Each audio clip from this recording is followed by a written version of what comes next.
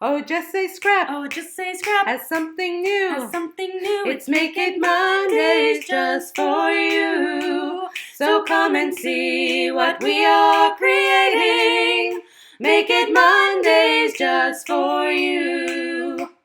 All right, so today we have some beautiful cards to make for the It's Your Birthday. This specific background we already made on our Technique Tuesday video, so you can go check out how we did that there.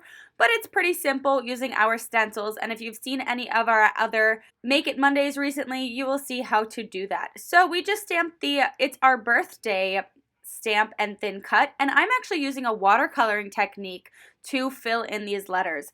I did want to ombre it a little bit, so how we do that is we make the one part darker, and then you actually just add more water as you go, and it lightens up as you continue up your letters, and that is how you get that ombre effect. I started on the bottom using the darker first, however I found it was actually easier to go from lighter to darker while I was watercoloring, so I switched to that technique as we got further up onto the stencil. And as you saw there, I just took a paper towel and just squeezed my water brush and cleaned it by using just the water and the paper towel. So with this, we did a really cool offset with the thin cut itself. We actually thin cut it in the journey and then the white daisy. And so when we put the journey down and then the white daisy on top, it gets that really cool effect of it having a shadow. And with all of these cards, we did do a little bit of something on the outside of the envelope and the inside of the card as well, which is awesome because now you have a sentiment on the inside too. So once again, I did not have the correct acrylics. I used some of the older ones, but we do have all the brand new acrylics that you can use. So I just grabbed some of my old ones and threw them on this card. So that's card number 1, and here we are with number 2. So to make this easier on myself, I actually decided to label my stencils because when you flip them, they actually line up in a certain way. So I just decided, you know what, instead of me trying to struggle and figure out which way they go every time, I would just actually put a little bit of a Sharpie on it and do it that way. I did mess up the labeling, so I do cross it out and fix it. But once I figured it out, I labeled it before I even checked it for some reason. That was just a silly thing on my part.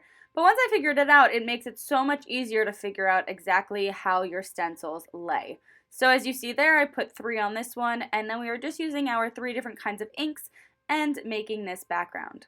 The other thing I find really, really cool about these stencils is, as you see here, I only use 3 out of the 4 sides of it. So you can just make different things as well with them and play with them and just kind of make your own patterns. So here we did take one of our circle thin cuts. This one actually came out of the Stampin' Thin Cut itself because it matches the circles that are in this. And I just put that through our die cutting machine. You do have to open the card to do so. So this might not be able to be done with a 5x7 card, but you definitely can do it with one of our 4 1/4 by 5.5 inch cards. And so you see there, that was a really, really cute card when it was finished. So now we are moving on to our 2 slimline cards here. And what we're doing is we are taking our striped stencil.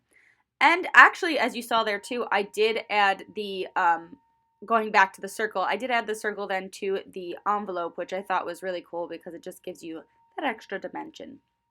So once again, we are labeling these as well. I did make sure that I put the stencil down before I put the Sharpie markings on them this time, just so I didn't mess up. But as you see here, we've got a really awesome glacier pattern. I did both sides this time before moving on to the thicker line. You can do these stencils in whatever order you want. It doesn't really make a difference how you put the ink on it. It just, once you get it done, that's kind of how you do it. So my washi tape did end up moving there a little bit, but what's also nice about these stencils is you can just line them back up and then it's as if they never moved. So if you saw it in the beginning, I actually did take the card base once I glued the glacier down and I did trim it a little bit. That's because they weren't exactly even and I like my card bases to be even. So that's just a personal preference, and if you've got a small cutter or something, you can just make them even that way. So now we are just stamping our cupcakes, our happy birthday here, and then we are going to color them and put them onto our card. And this actually is another technique here. So I didn't waste time by showing you how I thin cut all of those circles. But as you saw there, we did take the thing that we stenciled and we did cut those 4 circles out of that piece. We actually used the circle that I had used prior to cut the card base, which actually comes with the thin cut, like I said, and that way we have the circles to use for both our card base and some embellishments later on as well. So what I'm doing here is I actually took the Glacier ink and I did just put it on my all-purpose mat. My Glacier ink is an old kind, so squeezing it together and getting the ink on the top of it is a little bit harder than it is with our magnetic inks that we have now. So I just used my all-purpose mat to put some of the ink on there and then pick it up to color with. This is a great technique if you don't have enough pressure to push your inks together, or if you just want a easier surface to kind of use, because the all-purpose mat does clean up very, very easily. With this happy birthday though, you see I wanted to get a little bit less color, so I did take it from the top of it. I wanted to show you that you can still do that with the older kinds, but you don't necessarily have to.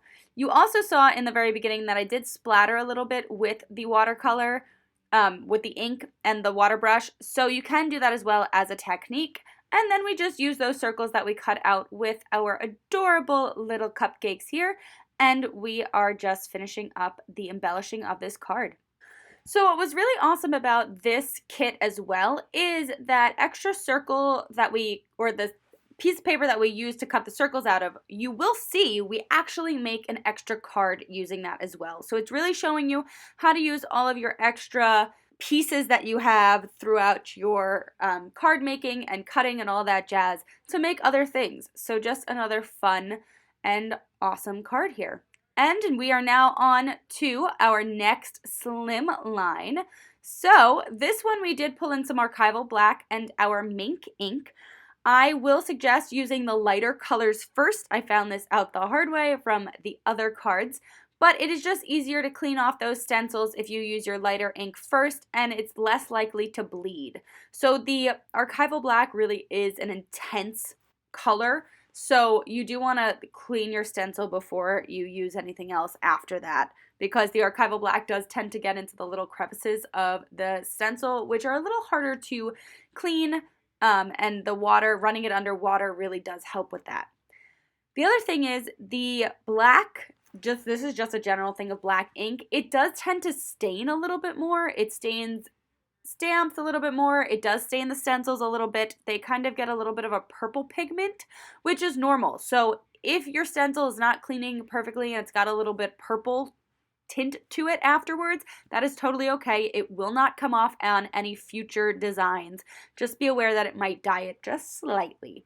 So here we are, just stamping some of our other embellishments using my tiny little cutter to just make that sentiment super cute, and adding some stars to our envelope and just having a fun time putting this card together now. Personally, I really like the black and white background. I think it just gives it something extra, and then it's really fun that you can take the Journey or other colors like the Glacier and add some color to or dimension to the card as well. And the fact that we can also take our water brush and just add some color to our stencils and everything like that just gives the cards a different design. And the fact that we can also use it to do that little bit of a watercolor splatter or to highlight the words like happy birthday like we did, it just is an awesome, awesome technique. And there we have it, another card completed. So like I said, I really like that this is mostly black and white and gray, and then we added that splash of Journey to it. So this one is actually our bonus card that we had. So we are very excited that we are able to do something like this and show you different techniques so you can use your scraps. You don't always have to throw everything out. You can always just make more with it, which is awesome. So just taking out one of those stamps that we had already had pre-thin cutted. Then we took our Glacier and we're doing the same thing with the water brush. We are just adding some color to some of these stamped images, and then we are going to layer this card together. So if you kind of strategically plan before you thin cut, because we had done that really pretty stencil and we had already made this the 8.5 by 3.5, which is the slimline card, we were able to then use it to create another card. So if you kind of plan ahead a little bit and think, how am I going to save my scraps, or how am I going to make these the most useful to me? that is a great way to show or to use and utilize your scrap paper instead of just throwing it out. And then we just did some of those extra stamped images, added some more of those stars onto our card, and voila, you have now made an extra card out of your scraps. And that is our card set for this. So we hope that you enjoyed this birthday set. It was a really, really awesome stamp set, and it's a lot of fun to play with. So make sure that you go check it out on the website. These stamps are still available under the online only stamp section, so you can still get them and join in on the fun. These are a constant campaign stamp, so if you are a VIP, you can't use your credit on it, but you can earn your credit. So just keep that in mind. And if you would like to learn more about our VIP program, let us know and we will let you know. But that is our collection. I hope that you enjoyed all of this, got some good techniques out of it, and we will see you on our next Make It Monday.